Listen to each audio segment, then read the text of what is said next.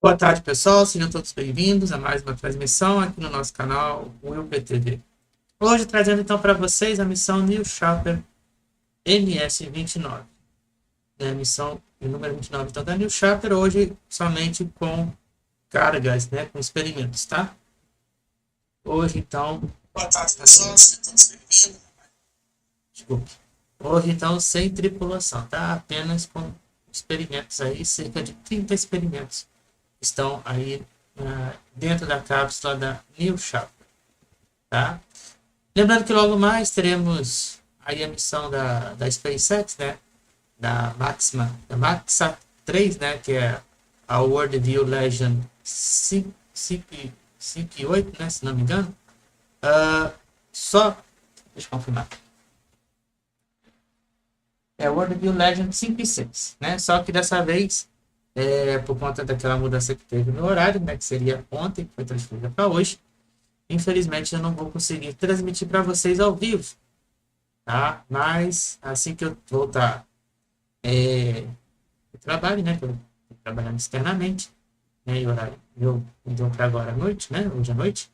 Aí assim que estiver em casa novamente, vocês irão ver como foi então esta missão da World View Legend 5 e 6, tá? Da SpaceX, né? Que está programado para hoje. Mas já tivemos hoje de manhã a missão Starlink, né?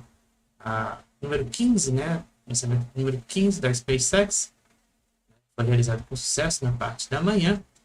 E estamos aguardando só o contato, então, com a Blue Origin, né? Porque a Blue Origin, por enquanto, não está com essa transmissão ainda em aberto, tá? Estamos aguardando, então, aí o sinal da Blue Origin, tá? Enquanto isso, já vai se inscrevendo aqui no nosso canal WillPTV, deixa o seu like e compartilhe esta transmissão, né? Então, vamos aí acompanhar. Já estamos aí ao vivo, então, com a New Shepard.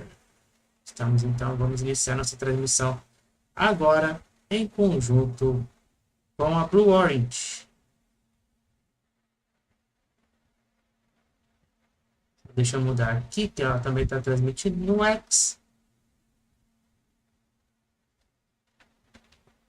Então vamos acompanhar lá pelo X, que eu gosto mais.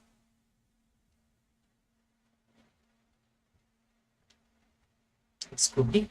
Então, pronto, já estamos aí. Já com a transmissão iniciando. Missão New Shepard NS-29.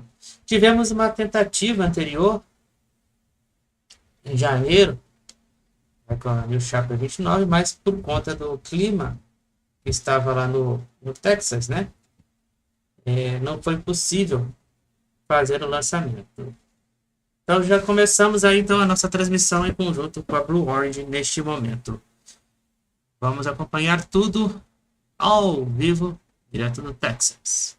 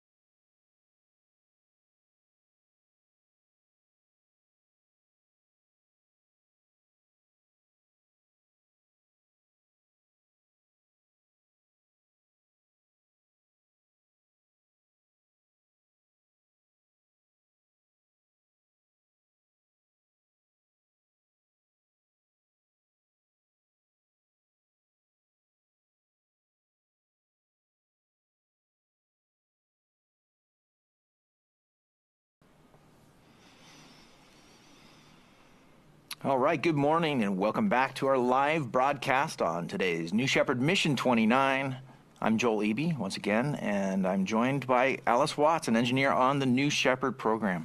Hi, everyone. I'm excited to be here again, and yeah, let's go for it. We're going to launch this thing today. I'm feeling good about it. Yeah. All right. We're happy to be back for a second launch attempt at this flight. Now, during our first attempt at this launch last week, we had to scrub that launch due to an avionics issue. Yes, and that issue prevented the booster from verifying a command. But we've since replaced the components involved in sending and verifying that command, and the new components have checked out successfully. All right. Great news there. Well, today marks the 29th mission overall for our new Shepard flight program. For those joining today who didn't get to tune in for the first attempt, it's a really special one. Today, it's all about the moon. Yes, we're going to be spinning up the capsule today to simulate lunar gravity for all of our payload customers on board. Completely unique. We haven't done this before. We've got a lot of folks at Blue who've been looking forward to this specific flight for a very long time. Tell us more about what's up today. Yeah, so there's no crew on board today's flight, but we are flying a payload mission. And one neat thing about our system is that we can interchange all of our modules, our capsules, our engines, as well as our boosters. We can kind of mix and match them. So you might remember a couple missions back, we launched an all-new capsule and booster combo. That was back on NS-29. Today, we're flying the reusable booster from that mission, but the capsule we use for payloads is in action today. And that's been in flight since 2017 and has seen a lot of space action so far. Yeah, we've seen that thing fly a lot. It's had 10 flights so far, that capsule. And overall, this is the 14th payload flight for New Shepard. After today, we're going to have 175 payloads that we've flown to space. Now, we know that we have 3 capsules now, and 2 boosters are in service to better address all the demand that we're seeing from payloads and from astronauts. Yeah, and speaking of astronauts, we're already seeing that demand happen and increase. We've flown 47 people above the Kármán line so far, and that accounts for nearly 7% of all astronauts to date. It's a thrilling time, so much good stuff happening across the space industry. And with seeing New Glenn make its first flight just a few weeks ago, we here at Blue feel like it's an all-new era. That's amazing. Just coming up here, we're going to have a Go poll in just a couple minutes. Let's be listening in for that. But in the meantime, we've covered this the other day, but let's talk again about what's on board today. Yeah, this flight is carrying 30 payloads, 29 in the crew capsule and 1 on the booster. Now, over half of these payloads are funded by NASA's Flight Opportunities Program. They're testing innovations critical to achieving the Artemis program goals and exploring the lunar surface. The other payloads come from universities and commercial providers. These are also testing innovations that advance various lunar efforts. Yeah, and speaking of testing, Honeybee Robotics, which is a Blue Origin company, is responsible for 4 of these payloads. There's a photo of the payloads that Honeybee's flying on board today. Yeah, these technologies, they're all about lunar regolith, or the soil of the moon. They're researching how we'll excavate and process that soil. Honeybee is doing a lot of great work for us right now. They're paving the way, you can say, for the future lunar exploration and habitation. Awesome. Yeah, Blue is all about the moon. Sometimes we characterize really all of our work, especially in this generation, the work that we're doing today. It's all being very moon-centric, and thanks to the Honeybee team for all their incredible work, helping to point our way back to the moon. So let's get into a little bit of the science here as we wait for the Go poll. It sounds like from Mission Control that might be happening within the next minute or so, so let's be ready for that. How do we exactly concoct this lunar gravity that we're talking about? Yeah, great question, Joel. So let's take a step back and imagine you're standing there with a bucket of water in your hand, and you start to spin that bucket of water around in a circle. Now that water, as you can imagine, will stay pressed against the bottom of the bucket because of the outward force created by you spinning. That force is called the centrifugal force. When the crew capsule spins, now let's imagine the crew capsule's that bucket, and we spin that capsule up, everything inside will push outwards towards the walls of the spacecraft. And that, of course, brings up lunar gravity.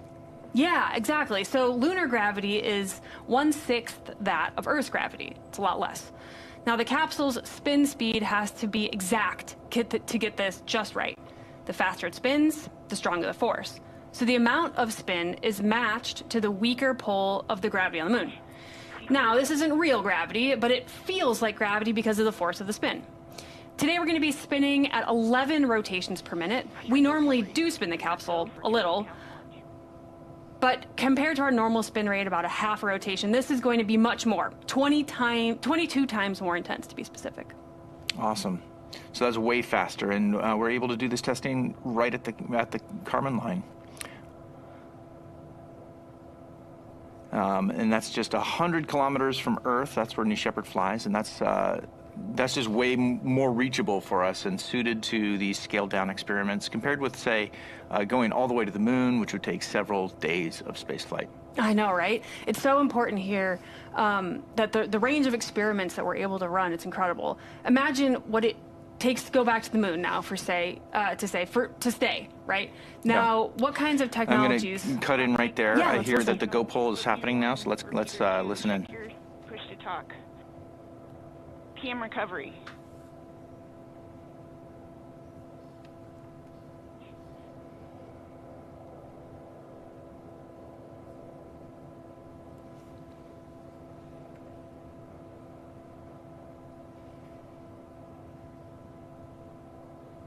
Booster commence terminal count. We'll go.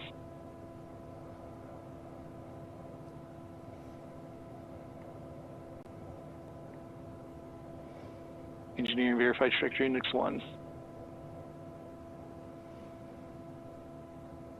Copy, boosters, I see all ones.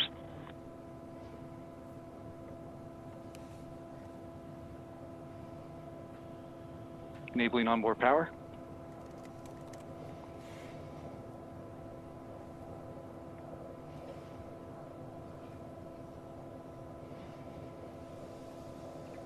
All right, I think it was a little hard to hear there, but it sounds like we are go for Verifying terminal internal count, power. which is exciting. So the team is preparing to head into terminal count. That's the auto sequence is coming up here shortly. So, yeah, I mean, Alice, continue talking about this, the lunar experiments that we're doing on board and how we're. I mean, you were saying about like the way that we're doing these experiments is great because it's so scaled down and a lot more achievable on New Shepard than it is for us to just go to the moon. Yeah, absolutely. We're watching the clock here, T-minus 6 minutes, but let's dive into those technologies that it's going to take to get back to the moon. Specifically, we're talking about things like in situ resource utilization, or ISRU, dust mitigation, advanced habitation systems, sensors and instrumentation, small spacecraft technologies, as well as entry, descent, and landing technologies. Now, that's quite a full range of lunar testing that we're able to do today. Yeah, it's amazing. The simulating the moon's gravity up till now was only possible for a few seconds with centrifuges or parabolic flights. So between that and actually going to the moon sits New Shepard. It's kind of filling that sweet spot in the middle, showing that these technologies can be tested at a lower cost with immediate results and over minutes of data collected, not just a few seconds. Yeah, with this new capability, NASA can now expose their payloads to lunar gravity for a longer duration, like you said, Joel, about 2 minutes today, and they can test much larger payload sizes. On top of all of that, allows research to get their test results today, the same day, in just a few hours right after the capsule lands. So yeah, New Shepard is not just a launch vehicle. It's essential for making testing of technology possible for these teams. Awesome. So with that, Alice, let's talk a little bit about the flight profile of New Shepard. It has a flight path that spans about 12 minutes total. And why don't you take us through, like, how does that go as we approach this terminal count moment here? Why don't you take us through the flight profile? Yeah, here's the flight profile. The show starts at T0 in just about 4 minutes with the BE-3 engine propelling New Shepard off the launch pad in West Texas. We head to space, passing max Q, and about 2.5 minutes we experience MECO, or main engine cutoff. At that point, the capsule separates from the booster, and it will continue its parabolic flight past the Kármán line and experiencing lunar G during that spin. While payloads in the capsule conduct their experiments, the booster descends faster due to its shape, it deploys air brakes, and the BE-3 engine relights for an autonomous landing on the pad. Meanwhile, the capsule starts re-entry at about 3.5 minutes after separation. Parachutes will deploy for a smooth landing, and once on the ground, the capsule is greeted by ground crew and the eagerly awaiting payload customers while the booster is getting ready for its next flight. Every New Shepard flight has essentially the same profile, but every now and then, as you said, we do a little variation, and today there's that fact we're giving the crew capsule that extra special lunar twist. Yeah, I can't wait to see the results. All right, with that, we are at T-minus 3 minutes and 15 seconds. We're very close to liftoff, so let's throw it to the rocket there as we await those final bit checks that we'll see all those actuating surfaces being finally tested as we approach the moment of liftoff.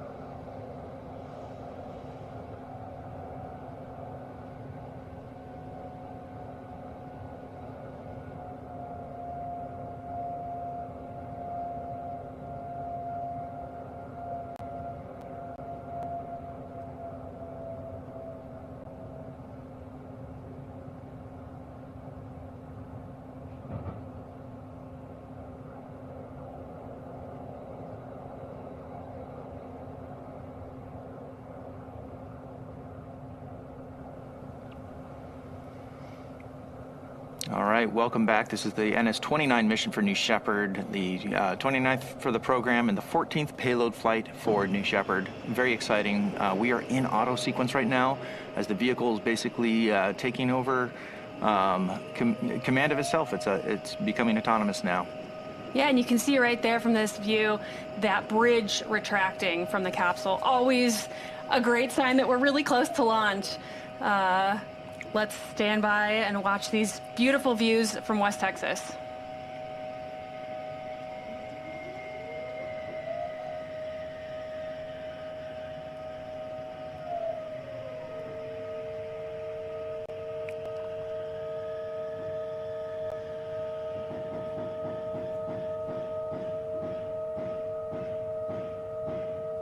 And there are the aft fin checks. You can see those moving back and forth. We do that right before liftoff to make sure we can steer the vehicle on ascent and descent.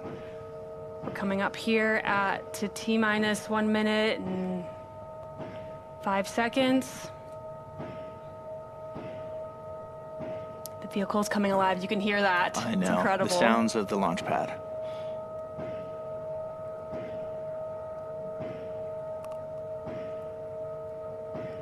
With a keen eye, you might be able to see that engine nozzle gimbaling down there at the bottom.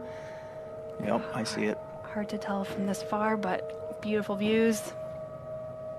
All right, we're also keeping an eye on the pressures and temperatures in those propellant tanks.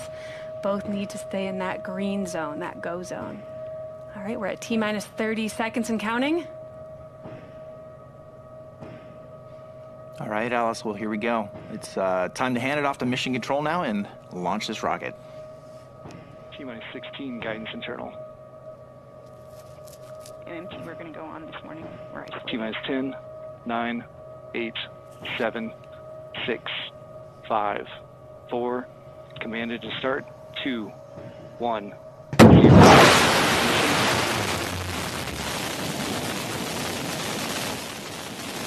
And liftoff.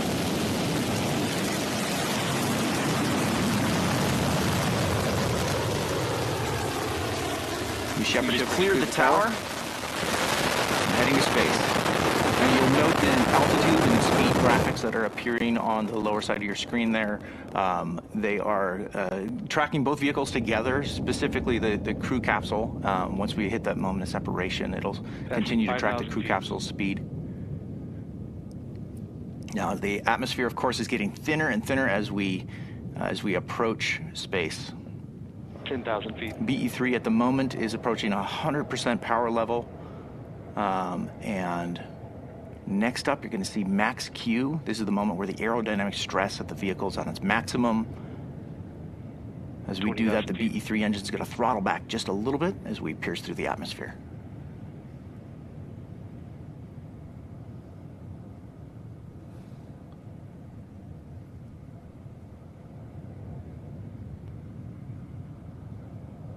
And we've passed max Q.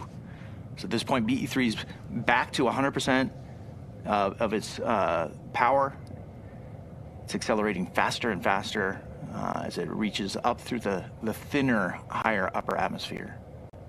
And the payloads are experiencing about 3 Gs on the flight at this moment in time.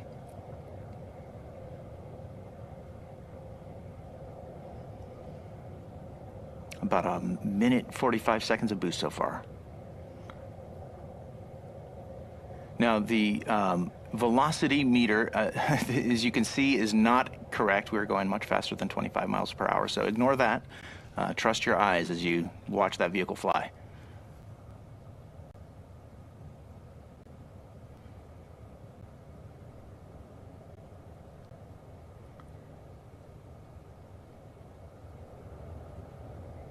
These onboard views are very helpful to see, as you can see the Earth descending away from the camera there. All right, we've hit MECO. Main engine cut off.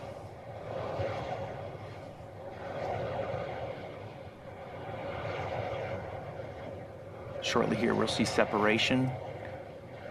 All right, the 0G indicator there means that we have reached separation of the 2 vehicles, and now the crew capsule and the booster are now coasting to their apogees simultaneously, and you can see that clean separation now between those 2 vehicles. Very, very pretty.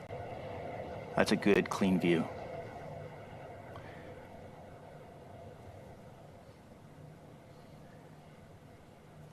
The capsule at this point will begin its spin up for the payloads inside to experience not 0G today, but lunar G. It's a little hard to see from this camera view, but we can't wait to see those results. Now, the booster has begun its descent. You can see that booster is making, there's a lot of separation there between the crew capsule, the top picture, and the booster down below. The data that you're seeing now needs to be refreshed on the screen, so apologies for that, but the booster is going to land about 2 miles north of the launch pad down in West Texas, right back at the launch site.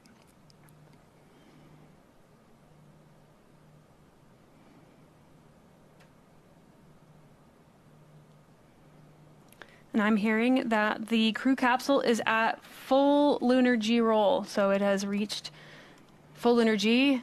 Those payloads experiencing that, conducting their experiments, doing all the science that they've waited months and years for in some cases. That's right.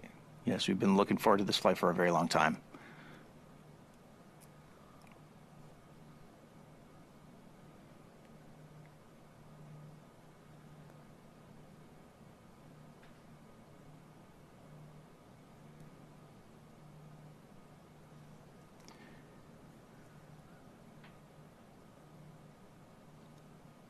Now, you notice the last time we tried to do this launch, there was a cloud cover. Today, there's no clouds, so our long-range cameras are able to clearly see the view all the way up to space and track both vehicles together. And you can see that booster is descending. Now, it's at this point in time, it's re-encountering the atmosphere, and it'll begin using its steering fins to be able to guide it autonomously all the way back to the launch pad, or not the launch pad, but the landing pad, which is very, very much nearby, about 2 miles north of the launch pad.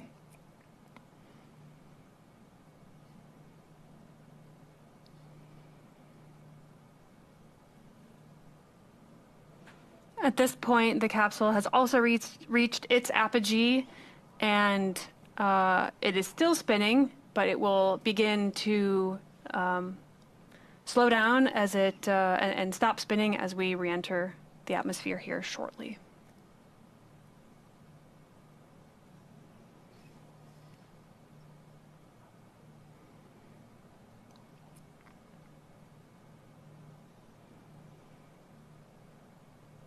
It's a very clean, long shot from our long-range camera on the ground in West Texas. Now we're tracking the vehicles now. This camera here is looking at the booster as it's descending. You can see those wedge fins have deployed off of the top of the ring fin. And so it's able to steer its way back, and shortly here we should see booster relight.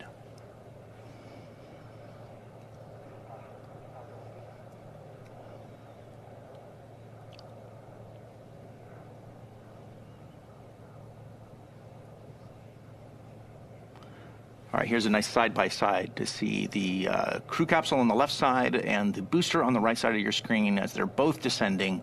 The booster is winning that race to the ground. It's nearing the ground right now. Those air brakes have deployed, which is really cutting the booster's velocity down. Again, ignore the stats that you see on the screen. Those are not accurate today. All right, there's engine relight.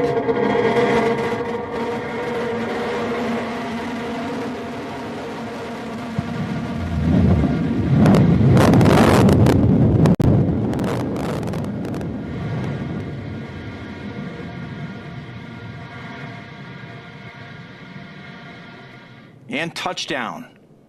All right. Love to see that. A clean booster touchdown. And then here's the crew capsule. Yep, Still we got descending. eyes on the capsule.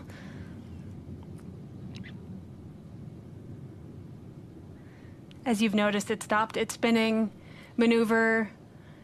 The payload's inside. We are re-entering the atmosphere. We've experienced up to 5 Gs on descent. We're awaiting parachute deployment. Let's take a look.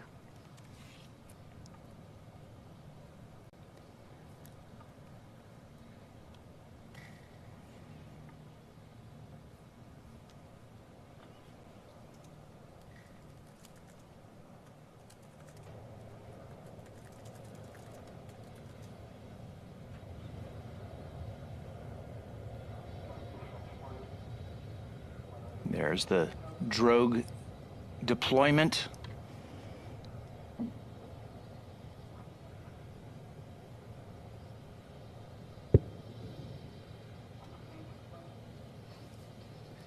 And there you see the main parachutes being pulled out by those drogues. Beautiful. Beautiful. We love to see it. Now, if you've got a keen eye, you might note the parachutes have a slightly new design. And you can see one of those is lagging on its inflation, but that's all right. We've designed the system to have backups to the backups. This system can safely land with fewer than 3 parachutes. So we're going to continue following this as it approaches the West Texas desert, and it looks to me like the stats that you're seeing on the screen are accurate there for the capsule descent. That's the correct expected descent speed for the capsule after the parachutes have deployed, right about 16 miles an hour. You can see this is a shot from one of our drones. You're seeing the little bit of a helicopter, the blade of the drone there. Yeah, now as we descend under parachutes, now they are essential for providing a gentle touchdown of our capsule, but like Joel said, we've got many backup systems. One of the nominal systems we use for touchdown is our retro thrust system. That might kick up a little bit of dust here. Let's take a look. And that third chute looks like it has now inflated, which is great. And touchdown. All right. Beautiful touchdown of the capsule today on our 29th mission here. Incredible to see. Now our capsule recovery team is currently driving out in a convoy. They're going to meet the capsule. They're going to safe the vehicle and open the hatch and extract some of the payloads today. Well, that was a great day watching this new vehicle fly to space and back. Not new vehicle, but this new combination of our payloads capsule along with our newest booster. And let's not forget, we want to see, millions of people living and working in space in the future. And so New Shepard is also, even though we were watching a great payload flight happen today in front of our eyes, New Shepard's also designed to take astronauts to space. And so if you would like to purchase a seat on a future ride to space, just visit blueorigin.com and click the Fly to Space button. Your own journey to visit the Kármán line may be closer than you think. Yeah, and if you'd like to join our team and help us build a road to space, we've got hundreds of positions open across all of our manufacturing facilities from coast to coast, Florida, Alabama, West Texas, and Washington. Just visit us at blueorigin.com/careers. And there's more. If you liked what you saw today, we have some great gear available, including a very cool mission patch. There it is in the middle there. This one's a cool one. It features a crescent moon at the top, which it represents the lunar gravity that we're simulating on today's flight, and that 2 minutes of lunar G-spin. It's got a few hexagons in the background there. Of course, those represent our partners at the Honeybee team.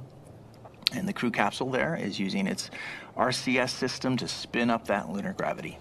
Yeah, and maybe my favorite feature of this patch, and really any patch that I've never seen a patch like this, the street art style is our way to show off the modular vehicle liveries that we flew today between the booster and the capsule. Very creative. Well, hey, my name is Joel Eby, and for me and for Alice Watts here, and for the whole team at Blue Origin, thank you all for joining us today. Until our next launch, Gradatum Ferociter.